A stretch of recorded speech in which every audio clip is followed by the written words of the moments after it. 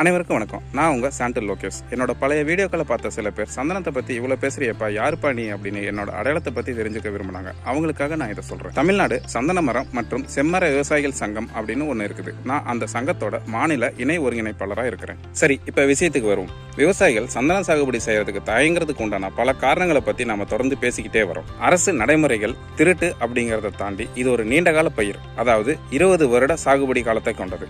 அப்படின்னா 20 வருடங்களுக்கு சந்தனத்துல இருந்து எந்தவித வருமானமும் கிடைக்காது அப்படிங்கறதும் ஒரு பெரிய பிரச்சனையா இருக்குது.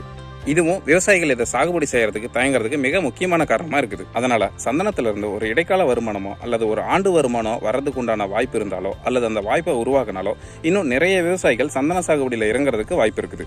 குறிப்பா சந்தனம் வளர்க்கும் போது அதுல இருந்து கிடைக்கக்கூடிய இலைகள், பழங்கள், கவாத்து செய்த கிளைக்குச்சிகள் இவற்றில இருந்து நமக்கு ஏதாவது இடைக்கால வருமானம் கிடைச்சதுன்னா நல்லா இருக்கும் இல்லைங்களா? இப்படி யோசிச்ச நம்ம நண்பர் ஒருத்தர் இந்த மாதிரி ஒரு வருமானத்தை உருவாக்கும் முயற்சியில இறங்கியிருக்கிறாரு.